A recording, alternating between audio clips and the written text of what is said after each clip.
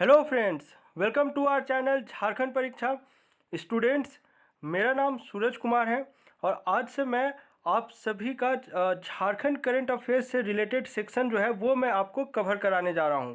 और इस current affairs के वीडियो लेक्चर में हम लोग ना ही डेली के करंट अफेयर्स जो झारखंड से रिलेटेड है उसको कवर करेंगे, और साथ ही साथ जो इम्पॉर्टेंट इवेंट्स अगर कुछ ऑर्गेनाइज हो रहा है, जैसे अगर कोई प्लान आया है या योजना आया है या फिर आपका नया पॉलिसी आया है, जो भी नया इवेंट हो रहा है ना, उन सभी को हम लोग डिटेल में कवर करने जा रहे हैं।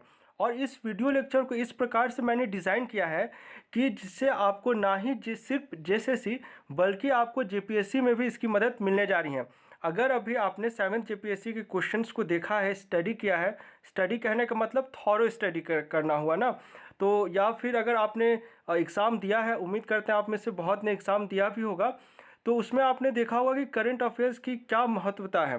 इसे एग्जाम्पल की तरह मैं आपको समझा रहा हूँ। जैसे अगर अर्थशास्त्र का अगर आप क्वेश्चन ले ले जो झारखंड से पूछा हुआ था इकोनॉमिक्स में, उसमें पूछा गया था कि अगर झारखंड में 22 साल तो हो गया ना बना हुआ, ऐसा क्या प्रॉब्लम आ रहा है कि झारखंड में जो हम लोग योजना बनाते हैं, प्लान्स बनाते हैं, बनता तो काफ़ी अच्छा फिर भी झारखंड की गिनती जो है एक पिछड़ा राज्य में अभी की जाती है। तो ऐसा क्या प्रॉब्लम हो रहा है? अगर आप प्रॉब्लम को कोट करेंगे तो वहाँ पर आपको करंट अफेयर्स का मदद लेना पड़ेगा। आप अगर वहाँ पर समझाएंगे कि गरीबी है तो वहाँ पर आपको क्या योजना चल रहा है और गरीबी इसको टैकल करने के लिए झारखंड सरकार के द्वारा क्या क्या स्टेप्स लिए गए हैं। अगर आप नेशनलिज्म के बारे में लिखे हैं, नक्सलवाद के बारे में लिखे, वहाँ पे आपको करंट डेटा देना पड़ेगा। इसलिए मैं इस पूरे वीडियो लेक्चर को इस प्रकार से डिज़ाइन किया हूँ। मैं आपको साथ ही में ना बताते भी चलूँगा कि जेएसएससी का कौन से पॉइंट ऑफ व्यू से इंपॉर्टेंट है, कौन सा क्वेश्चन है, या जेटेट के पॉइंट ऑफ व्यू से कौन सा क्वेश्चन इंपॉर्टेंट है, जेपीएससी पीटी मेंस, सबको ना अलग से मैं आपका डाइवर्सिफाई करते हुए चलूँगा। ठीक है, थोड़ा सा आज चूँकि पहला वीडियो लेक्चर है, मैं अपने बारे में एक ब्रीफ इंट्रोडक्शन दे देता हूं आगे बढ़ने से पहले। ऐसे में कोशिश करूंगा ना कि आपका जो पूरा वीडियो लेक्चर है वो मैं आपको 10 से लेकर 15 मिनट तक में सम अप कर दूं टोटल। तो थोड़ा सा अपना ब्रीफ इंट्रोडक्शन दे देता हूं। मैंने जो है अपना ग्रेजुएशन बीटेक जो है national institute of science and technology से किया है, और एमटेक जो है वो बीआईटी सिंदरी से किया हूँ मैं। और अभी प्रेजेंट में मेरा स्पेशलाइजेशन जो है वो आपका सिविल सर्विसेज है। ठीक है ना, चलिए मैं आपको एक एक करके जो है क्वेश्चन वाइज हम लोग डिटेल करेंगे, और एमसीक्यू के रूप में भी लेके चला हूँ और डिटेल्ड एक्सप्लेनेशन भी रखा हूँ। और अंत में मैं आपसे एक क्विज क्वेश्चन भी पूछूंगा जिसका आंसर जो है आपको कमेंट बॉक्स में करना है, और आंसर करने का ज़रूर से ज़रूर कोशिश करें। ठीक है, चलिए स्टार्ट करते हैं। चलिए पहला क्वेश्चन है आज के लिए, 12वीं हॉकी इंडिया राष्ट्रीय जूनियर महिला हॉकी प्रतियोगिता में झारखंड का क्या स्थान रहा है? देखिए, ये जो एक टूर्नामेंट हो रहा है ना, राष्ट्रीय जूनियर महिला हॉकी टूर्नामेंट, ये आपका कोई पहली बार नहीं है, ये 12th है। और अगर हम लोग पास्ट 10 ईयर्स का अगर हम लोग रिकॉर्ड स्टडी करेंगे ना, तो ऐसा कभी नहीं हुआ है कि झारखंड ने मेडल ना जीता हो। यानी अगर एक्चुअली में लास्ट 2020 में कोरोना की वजह से इसका ऑर्गेनाइज नहीं हो पाया था ये टूर्नामेंट, लेकिन उसके बाद अगर हम लोग देखें तो लास्ट 10 में कितना हो गया, 9 साल इस टूर्नामेंट का ऑर्गेनाइज किया गया इस टूर्नामेंट को, और 9 साल में हर बार जो है झारखंड कभी पहला, कभी दूसरा और कभी तीसरा, ये 3 पोजीशन में झारखंड हमेशा से रहा है। ठीक है, और अगर हम लोग अभी प्रेजेंट की बात करें तो ये आपका रविवार, जो बीता हुआ रविवार है आपका, यानी कि 3 अप्रैल को इसका समापन हुआ, यानी फाइनल मैच खेला गया, और इसमें जो है झारखंड जीत तो नहीं पाया, लेकिन आप रनर अप कह सकते हैं। यानी इस क्वेश्चन का करेक्ट आंसर हो जाएगा दूसरा। तो फिर जीता कौन है? हरियाणा।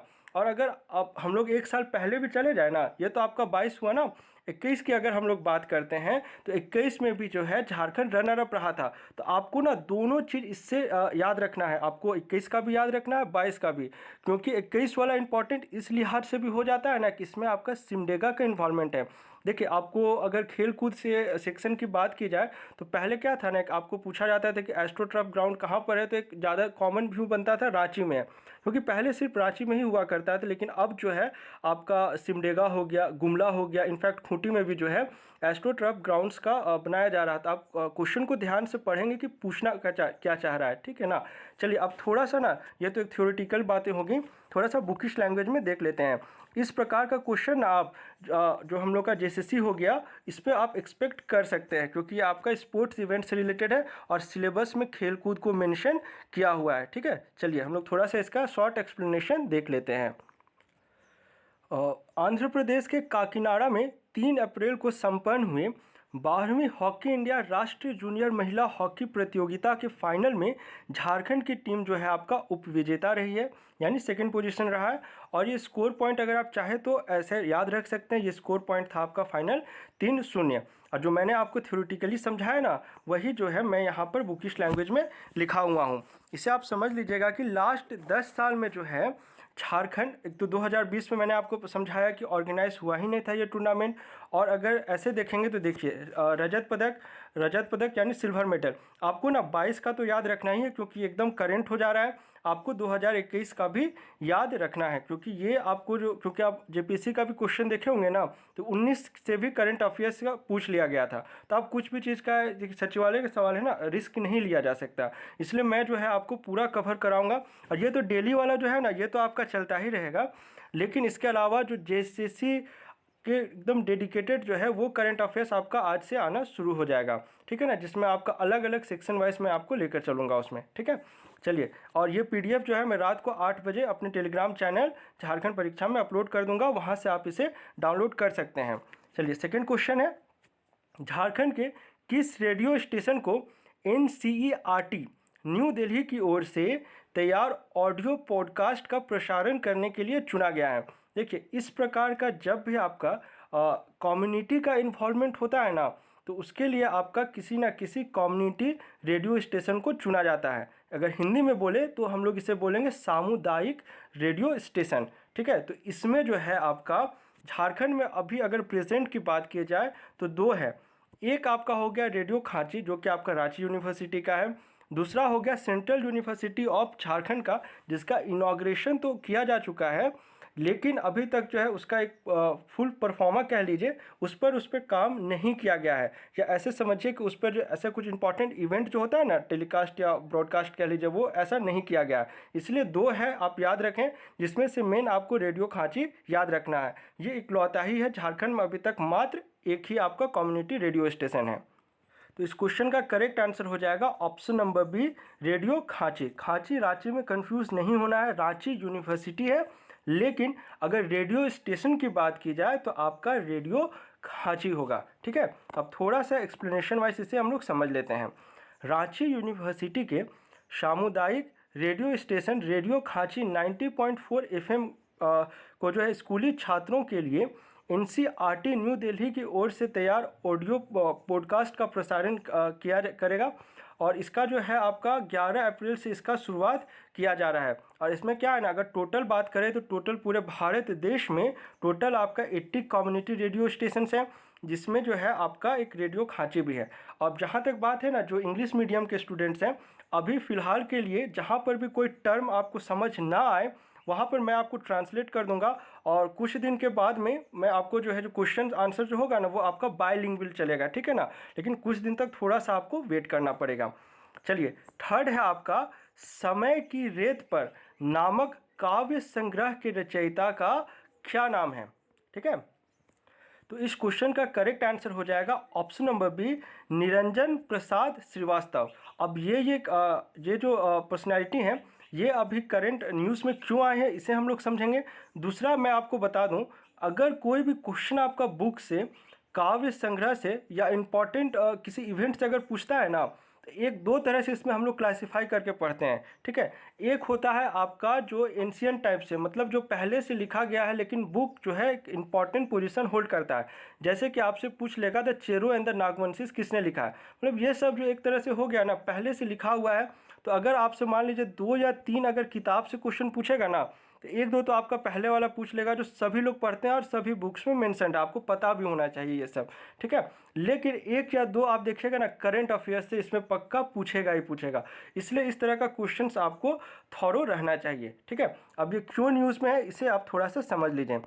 देखिए, बिहार हिंदी साहित्य सम्मेलन के द्वारा झारखंड के साहित्यकार निरंजन प्रसाद श्रीवास्तव को हिंदी भाषा एवं साहित्य की उन्नति में मूल्यवान सेवाओं के लिए डॉक्टर काशी प्रसाद जायसवाल सम्मान से सम्मानित किया गया है। तो ये सम्मान भी आपको याद रखना है और साथ ही साथ इनकी रचनाएं भी आपको याद रखनी है। ठीक है, यहाँ पे क्वेश्चन आपका वाइस वर्सा भी फ्रेम किया जा सकता है। इनके द्वारा रचित 2 प्रमुख काव्य संग्रह है जो आपको याद रखना है। एक तो आपका ऑलरेडी पब्लिश हो चुका है जो कि आपका है समय की रेत पर, और दूसरा है सन्नाटे में चीखते सवाल, ये आपका अभी पब्लिश होने वाला है जब तक एग्ज़ाम हो, क्योंकि अभी तक क्या है ना कि सीजीएल का कोई आपका expected date as such release नहीं किया गया। कहा गया है कि मई का लास्ट में है, बट अभी भी जो है हाईकोर्ट का ऑर्डर्स ऊपर नीचे ना हो तो अच्छी बात है, मई में अगर हो जाता है तो, लेकिन अगर एक्सटेंड होता है तो ये सब करंट अफेयर्स जो है उस समय काम आ जाएगा आपका। ठीक है, चलिए 4th है और काफ़ी इंपॉर्टेंट है ये क्वेश्चन। पुस्तक घाटी कुरमाली के लेखक का क्या नाम है? ठीक है, देखिए राजपाल जो हम लोग के रमेश बाइस जी के द्वारा जो है कुल 5 से 6 किताबों का लोकार्पण किया गया है जो आपका डेडिकेटेड है कुरमाली भाषा को लेकर। तो इसमें जो है ऑथर और किताब का नाम दोनों आपको याद रखना है। ठीक है, तो इस पर्टिकुलर किताब के जो लेखक हैं इनका नाम है डॉक्टर मंजय प्रमाणिक। ठीक है, यहाँ पर आप यहाँ पर देख लीजिए मैंने लिखा हुआ है, ये सारा का सारा आपको याद रखना है। अगर आप खुद से नोट्स बना रहे हैं तो ठीक है, अगर मेरी सलाह माने तो आपको खुद से नोट्स बनाना चाहिए और ना सिनॉप्सिस टाइप का नोट बनाइए। ठीक है ना, पूरा थ्योरी लिखने का कुछ मतलब बनता नहीं है, लेकिन क्योंकि यहाँ तो मैं आपको एक नोट्स के रूप में पढ़ा रहा हूँ ना, तो इसलिए मैं आपको यहाँ पे टोटल जो है जेपीएससी जेएसएससी से लेके जेपीएससी पीटी मेंस तक का मैं चाहता हूँ कवर हो जाए, इसलिए इतना डिटेल में लिखा गया है। चलिए अब एक एक करके यहाँ पर हम लोग इसे पढ़ लेते हैं। पहला है आपका गंगाधर मुंडा द्वारा लिखित है आपका राजा राम गीतमाला। दूसरा है डॉक्टर मंजय प्रमाणिक घाटी कुरमाली। उसके बाद है आपका देवेंद्र नाथ महतो और इनके द्वारा लिखित है कुरमाली लोक कथा और साहित्यकार। मुक्तिपद महतो के द्वारा रचित है 311 ज्ञान कहानी, ये भी आपका जो है ना कुरमाली भाषा पर ही आधारित है सारा का सारा बुक। उसके बाद है आपका विंग कमांडर ज्ञानेश्वर सिंह की पुस्तक है कुरमाली भाषा के परिप्रेक्ष्य में।